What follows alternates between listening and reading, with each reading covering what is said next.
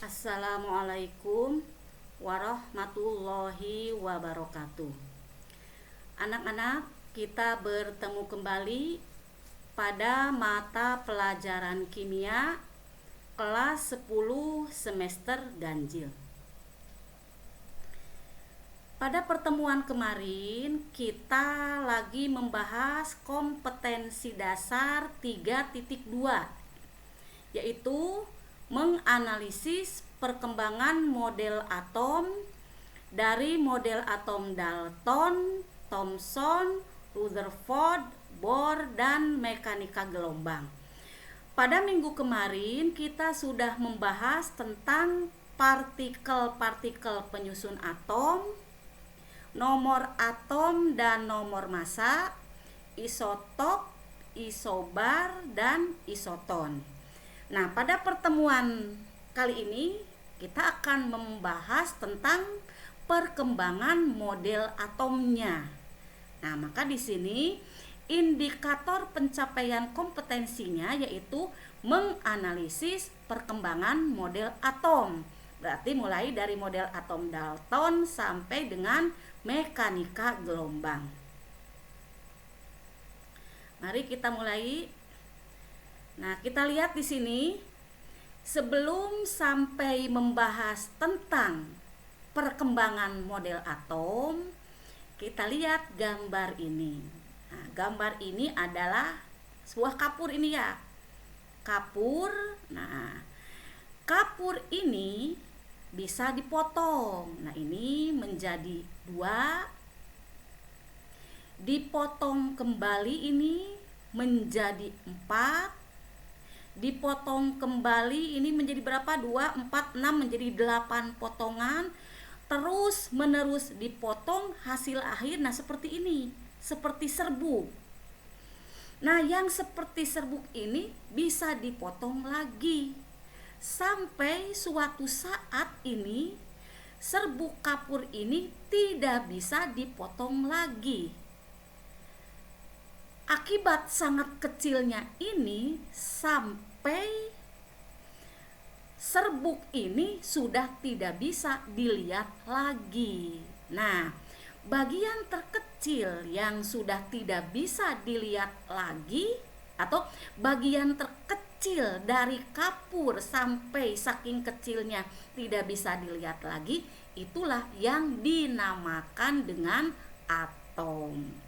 Berarti di sini kita tidak bisa melihat atom ya, karena saking kecilnya. Nah, terus kalau kita tidak bisa melihat atom, mengapa di sini ada model-model atom? Nah, itu kan ya, mungkin kalian berpikir ke sana ya. Kita tidak bisa melihat atom. Tapi mengapa sekarang kita mau membahas perkembangan model atom? Ada model atom Dalton, Thomson, dan seterusnya. Nah, di sini akan diberikan ilustrasi. Kita lihat sini. Ada 2 gambar. Gambar yang pertama ini jejak telapak kaki kuda ya.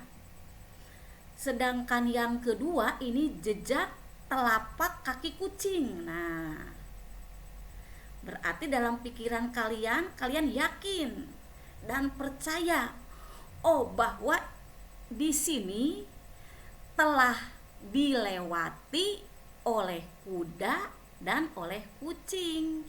Tahu dari mana? Karena di sini ada jejak telapak kaki kuda dan jejak telapak kaki kucing. Walaupun kalian tidak melihat kuda dan kucing ini lewat, tapi kalian yakin nih bahwa telah ada kuda dan kucing lewat di daerah tersebut, yaitu dilihat dari jejak kakinya. Nah, sama seperti dengan atom. Walaupun kita tidak bisa melihat atom, tapi kita bisa menggambarkan model-model atom. Nah, itu berdasarkan apa? Kalau di sini berdasarkan eksperimen-eksperimen yang dilakukan oleh para ilmuwan. Jadi, hasil dari eksperimen-eksperimen tersebutlah maka lahirlah perkembangan model atom. Dah jelas ya? Nah, sekarang mari kita membahas model atom. Tapi di sini akan diawali dengan Demokritus, kemudian Dalton, Thomson, Rutherford, Bohr, dan yang terakhir sampai sekarang mekanika gelombang atau model atom modern. Kita bahas satu persatu. Ini Demokritus menyatakan bahwa semua materi tersusun dari partikel kecil yang tidak dapat terbagi lagi yang disebut atomos, atau atom. Nah, seperti yang tadi, kapur kalau dibelah terus-menerus, maka suatu saat ada bagian terkecil yang tidak dapat dipotong lagi. Nah, yang disebut dengan atom. Nah, ini berarti sama dengan yang dikemukakan oleh Demokritus. Yang namanya materi itu apa? Benda-benda yang ada di sekitar kita atau yang ada di alam ini. Nah, itu pendapat teori atom oleh Demokritus ya.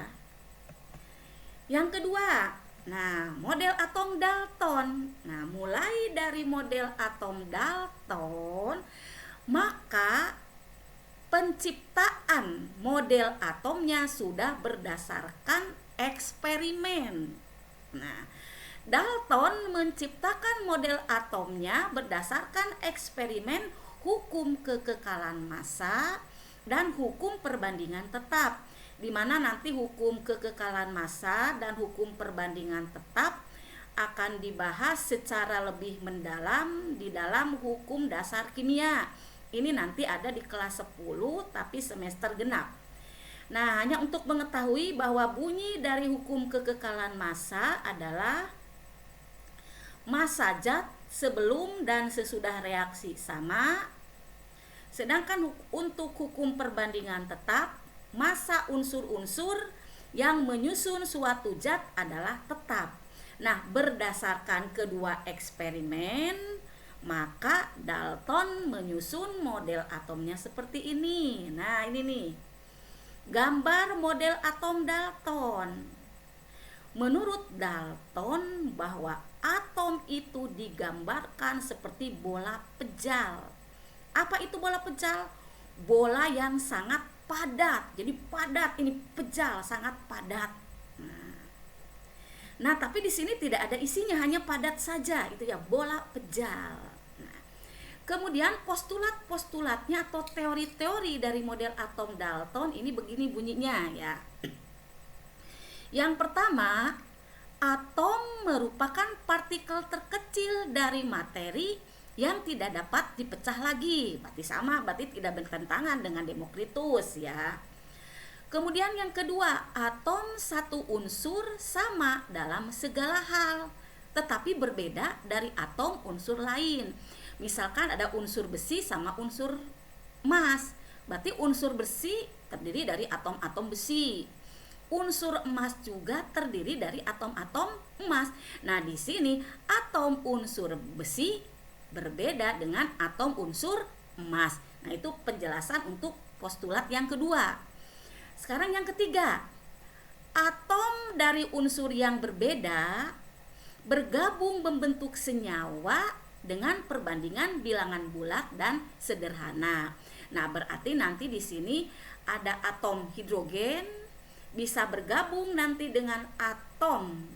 Tadi ada atom hidrogen bisa bergabung dengan atom oksigen, berarti dua atom yang berbeda kan. Nah, nanti akan membentuk senyawa, misalkan senyawanya adalah air atau H2O.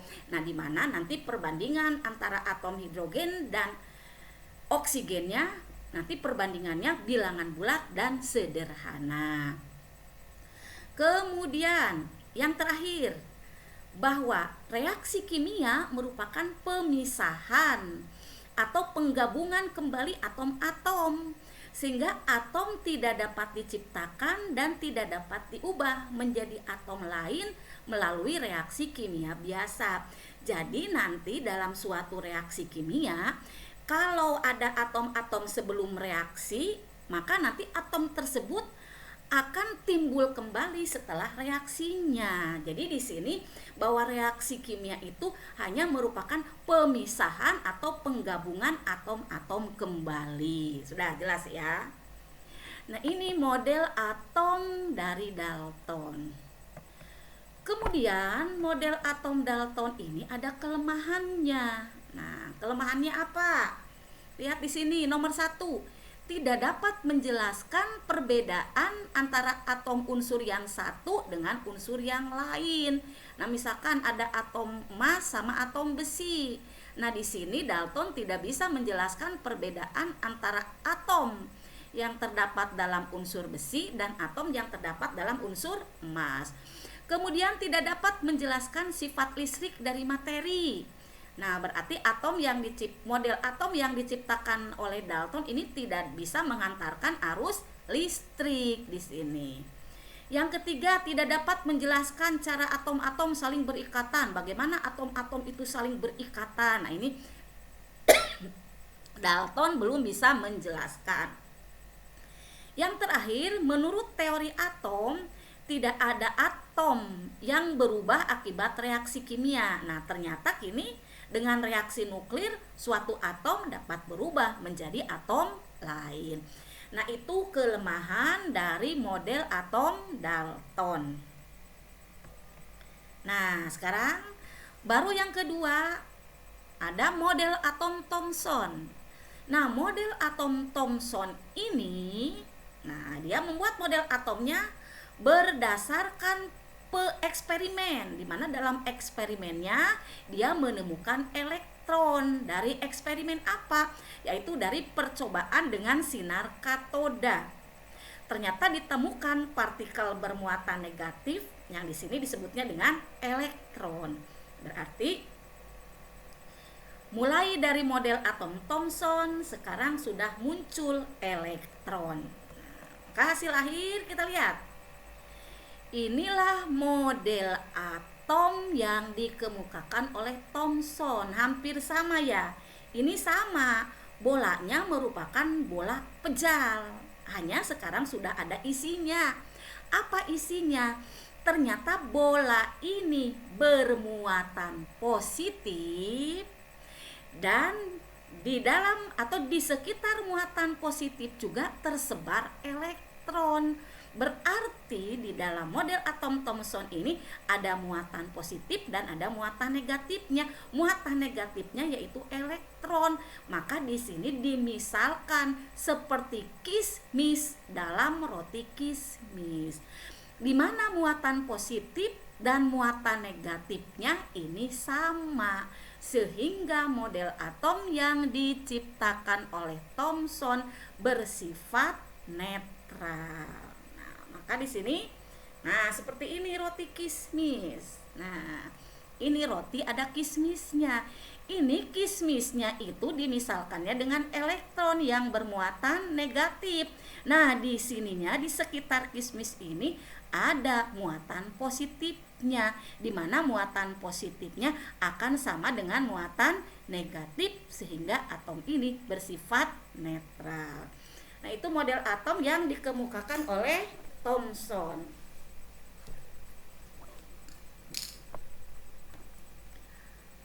Kemudian, sekarang setelah model atom Thomson, yang kedua model atom Rutherford. Model atom Rutherford atau Rutherford menciptakan model atomnya berdasarkan eksperimen, yaitu penembakan lempeng emas dengan sinar alfa. Nah, ini sinar alfa ditembakkan ke dalam lempeng emas. Nah, kalian lihat, amati di sini. Ternyata sinar alfa ini bisa terjadi 3 kejadian ya. Ada yang dipantulkan kembali, ada yang diluruskan, ada yang dibelokkan. Nah, amati ya, jadi ada yang diluruskan, ada yang dibelokkan, ada yang dipantulkan. Nah, dari percobaan ini apa artinya? Nah, kita lihat. Maka hasil percobaan Rutherford memiliki arti, lihat. Tadi sebagian besar partikel alfa diteruskan. Nah, berarti diteruskan itu berarti partikel alfa itu tidak ada hambatan ya.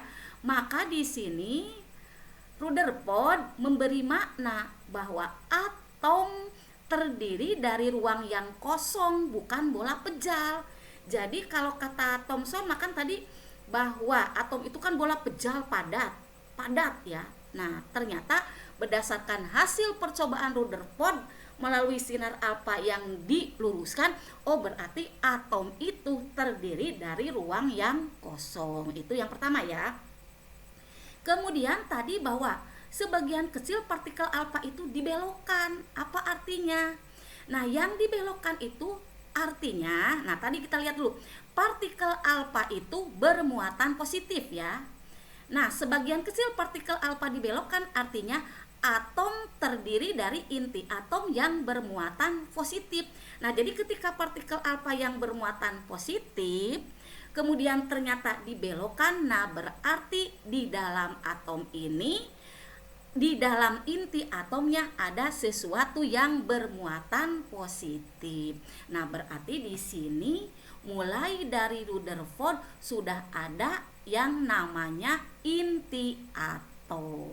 Jadi sekali lagi ya, berarti atom itu ada ruang yang kosong, kemudian di sini ada inti atom yang bermuatan positif yang mengakibatkan partikel alfa dibelokkan. Maka hasil akhirnya terciptalah model atom Rutherford seperti ini, lihat di sini. Kalau Thomson makan tadi muatan positif dan muatan negatifnya kan tersebar merata. Kalau untuk model atom Rutherford sudah dipisahkan. Di sini sudah ada inti atom, di mana inti atom ini ada protonnya dan ada neutronnya. Inti atomnya bermuatan positif, yang membawa muatan positifnya yaitu protonnya. Sedangkan elektron ada di mana? Elektron ada di luar inti atom, yaitu mengitari inti atom. Nah, itu ya. Nah, kemudian di sini tadi bahwa sebagian besar bahwa atomnya itu merupakan ruang yang kosong. Sama seperti Thomson tadi, muatan positifnya sama dengan muatan negatifnya. Nah, maka di sini model atom Rutherford juga atomnya bersifat netral. Nah, kalau kita lihat model atom Rutherford ini inti atom, elektron berputar mengitari inti atom, hampir sama seperti dengan planet-planet mengitari matahari. Nah, ini hampir sama kan ya. Nah, ini kita lihat. Nah, terus ternyata di sini ada kelemahan model atom Rutherford. Apa kelemahannya? Nih, katanya ini. Dari sini saja ya. Dari teori Maxwell, nah kita lihat nih. Kalau elektron ini terus-menerus beredar mengelilingi inti atom, maka suatu saat elektron ini kehilangan energi. Kalau elektron ini kehilangan energi, pasti akan ambruk ke inti atom. Tapi kenyataannya model atom yang diciptakan oleh Rutherford, elektronnya tidak sampai jatuh ke inti atom. Sama mungkin dimisalkan kalau kita pagi-pagi olahraga, berputar mengelilingi lapangan, terus berputar, lama-lama kita kan akan kehilangan energi. Kalau terus menerus kita akan lemas, kita akan ambruk juga. Nah, sama ini juga. Katanya elektron ini kalau terus-menerus bergerak mengitari inti atom, pasti lama-lama akan kehilangan energi dan pasti akan jatuh ke inti atom. Nah, di sini Rutherford tidak bisa menjawab pertanyaan tersebut. Nah, itu ya. Nah, itulah salah satu kelemahan dari model atom Rutherford. Nah, maka di sini nanti kelemahan dari model atom Rutherford akan dijawab oleh model atom Niels Bohr. Nah, model atom Niels Bohr ini dibuat berdasarkan spektrum gas hidrogen. Tapi di sini tidak akan dijelaskan secara mendetil tentang spektrum gas hidrogen, hanya berdasarkan spektrum gas hidrogen nanti akan muncullah yang namanya tingkat energi. Nah, maka kita lihat di sini. Nah, sekarang kita akan, jadi Niels Bohr itu membantu menjawab kelemahan dari model atom Rutherford. Ternyata model atom Niels Bohr seperti ini. Sama, di tengah-tengahnya ada inti atom, yaitu ada proton, ada neutron. Seperti halnya model atom Rutherford. Hanya di sini elektron selama mengitari inti atom dia memiliki lintasan atau memiliki kulit atau memiliki tingkat energi. Nah, ini nih kulitnya atau tingkat energinya nih, ini kulit ke-1, ada kulit kedua, ada kulit ketiga dan seterusnya nih. Nah, ini selama elektron ini berada di kulit, dia tidak memancarkan energi atau disebutnya dalam keadaan stasioner, itu tetap. Jadi elektron selama mengelilingi inti atom berada pada tingkat energi masing-masing atau pada kulit masing-masing atau pada lintasan masing-masing dan tidak memancarkan energi. Jadi elektron ini tidak akan ambruk ke inti atom. Nah, kemudian kita ulangi lagi ya, bahwa menurut model atom Niels Bohr sudah dikenal kulit atau lintasan atau tingkat energi. Nah, kita kulit saja ya. Ini kulit ke-1, lihat kulit ke-1 dinamakan dengan kulit K. Nah, memiliki harga N, nanti N ini menyatakan bilangan kuantum utama nanti ya. Memiliki harga N1. Kemudian kulit kedua kulit L memiliki harga N-nya 2. Kulit M memiliki harga N-nya 3. Berarti lebih luar lagi kulit apa? Kulit N memiliki harga N-nya 4. Kemudian lebih luar lagi kulit O memiliki harga N-nya 5. Dah sampai O saja ya di sini. Kemudian nanti masing-masing kulit akan diisi elektron. Nah, kita lihat di sini nih.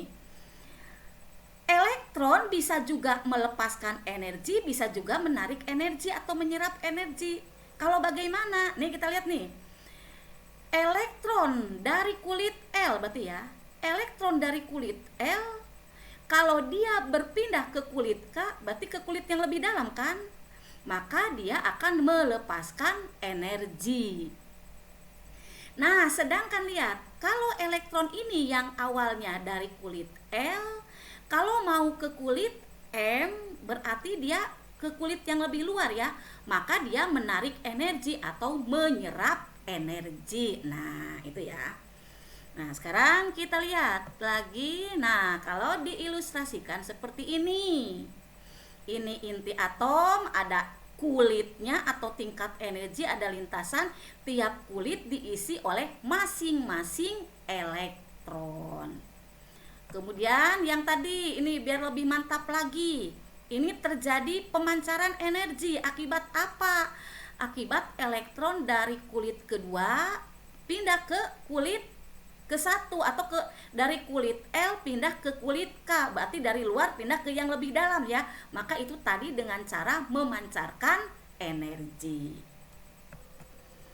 Nah, sekarang kita akan membahas tadi bahwa model atom Niels Bohr ini telah memiliki kulit K, L, M, N, O. Nah, tadi masing-masing kulit ini diisi dengan elektron, tapi tiap-tiap kulit memiliki jumlah elektron berbeda-beda. Di sini ada rumusnya. Rumusnya masing-masing kulit diisi elektron dengan rumus 2 kali N kuadrat. N itu menyatakan apa? Kalau K N-nya 1 tadi kan N. Kalau L N-nya 2, kalau M N-nya 3 dan seterusnya. Yuk kita terapkan. Berarti kalau kulit K N-nya 1, maka jumlah elektronnya berarti 2 dikali N kuadrat. Berarti kan N-nya 1 ya. 1 dikuadratkan. 1 dikuadratkan 1 kali 2 berarti 2. Maka di kulit K banyaknya elektron maksimum 2. Jelas ya? Kulit L itu kan N-nya 2. Berarti 2 kali N kuadrat. 2 dikuadratkan 4 kali 2 8. Berarti kulit L ini maksimum diisi elektron 8. Untuk kulit M berarti kan N-nya 3. Berarti N kuadrat 3 kuadrat dikali 2 berarti ini 9 kali 2 18. Berarti kulit M diisi maksimum 18 elektron. N berarti lebih luar lagi kan, kulit N berarti harga N-nya 4. Berarti 4 dikuadratkan 16 dikali 2 32. Berarti nanti kulit N diisi maksimum 32 elektron. Dah sampai kulit N saja ya. Udah jelas ya? Kulit K 2, kulit L 8, kulit M 18, kulit N 32. Nah, kita terapkan. Nah, ini jangan dilihat dulu ya, untuk sementara yang kanan jangan dilihat dulu. Nah, kita lihat nih. Ada atom hidrogen dengan nomor atom 1 pada minggu kemarin. Nomor atom menyatakan juga jumlah elektron kan? Berarti atom hidrogen jumlah elektronnya 1. Nah, atom hidrogen yang memiliki elektron 1 di mana beradanya?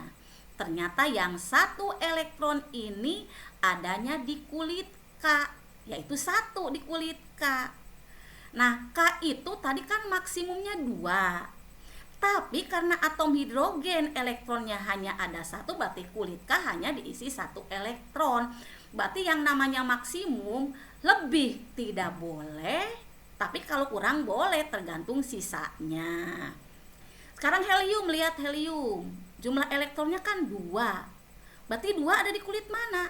Di kulit K, maksimum 2. Nah, itu ya.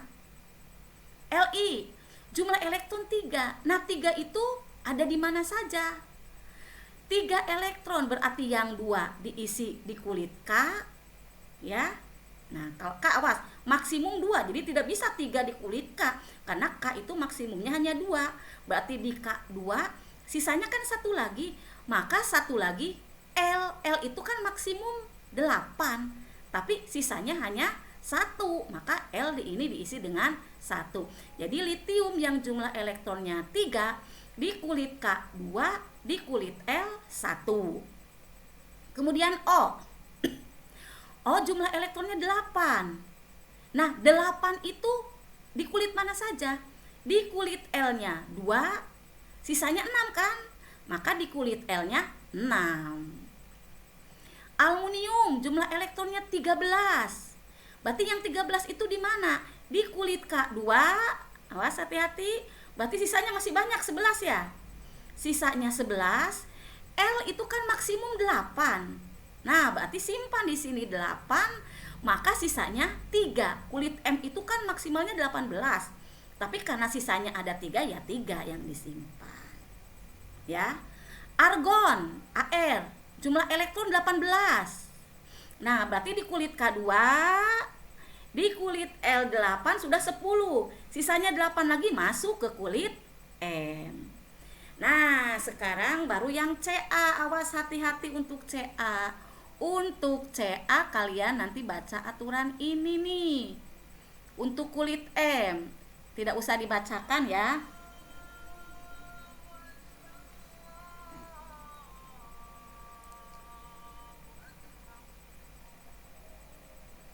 Kita lanjutkan kembali.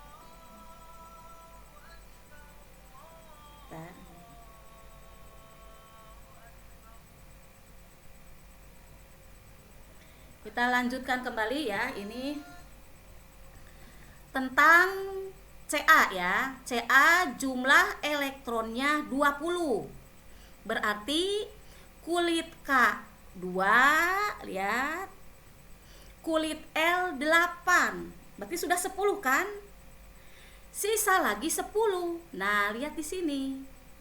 Misalkan M karena maksimumnya 18, saya menyimpan 10.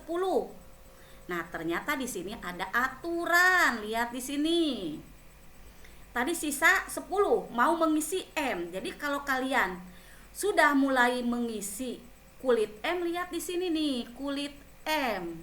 Nah, menggunakan aturan yang ini, kita lihat.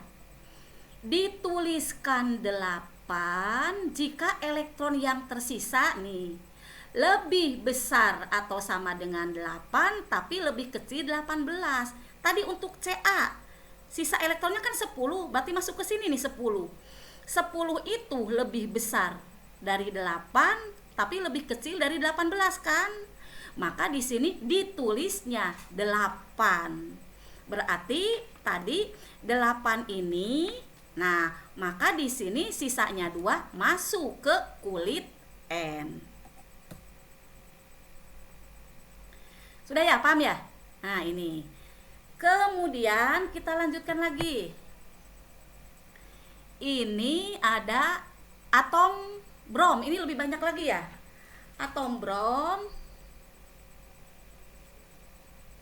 Atom brom ini jumlah elektronnya ini ada 12 ya. Maaf. Atom brom ini jumlah elektronnya ada 35. Maka mengisi kulit K2, kulit L8 berarti sudah berapa? Sudah 10 ya. Sisanya berapa lagi? Masih banyak 25 ya. Berarti sisanya 25, maka M tadi maksimum 18 kan? Tapi sisanya 25, maka bisa diisi di sini di kulit M18, maka sisanya N maksimum 32, maka 7 tempelkan di N. Udah jelas ya untuk brom. Terakhir nih untuk xenon. Nih lihat untuk xenon, hati-hati. Untuk xenon ini untuk xenon jumlah elektron 54. Berarti di kulit K2, di kulit L8 masih banyak sisanya. Di kulit M18 berarti sudah berapa ini? 10, 28. Berarti kalau 28 ke 54 sisanya berapa lagi? 28 ke 54, 26 lagi ya. Nah, maka 26 lagi mau masuk ke N. N itu maksimum 32 kan? Tapi tidak bisa sembarang langsung di sini diisi 26. Lihat lagi aturan di sini nih. 26 ini berarti ada di posisi mana nih? 26 ada di posisi ini. 26 ini lebih besar dari 18, lebih kecil dari 32. Berarti aturan yang kedua di kulit N yang digunakan. Maka di sini diisinya 18 elektron. Berarti tadi kan 26 sisanya. Maka 8 lagi disimpan di kulit O. Sehingga xenon dengan jumlah elektron 54 adalah 2, 8, 18, 18, 8. Sudah paham ya? Jadi ini ikuti aturan di kulit M sama kulit N. Sekarang terakhir mau menjelaskan elektron valensi. Elektron valensi adalah elektron yang terdapat pada kulit terluar. Bagaimana? H. Kulit terluarnya kan K, diisi 1 maka elektron valensinya 1. Helium di K 2. Litium di L ada 1, berarti 1. O 6. Aluminium 3. Argon 8. Kalsium 2. Kemudian brom 7. Xenon 8. Itu yang dinamakan elektron valensi, yaitu elektron yang terdapat pada kulit terluar. Nah, untuk pertemuan kali ini Ibu cukupkan sampai di sini. Untuk model atom mekanika gelombang atau modern nanti pada pertemuan yang akan datang. Ibu tutup dengan wabillahi taufik wal hidayah. Wassalamualaikum warahmatullahi wabarakatuh.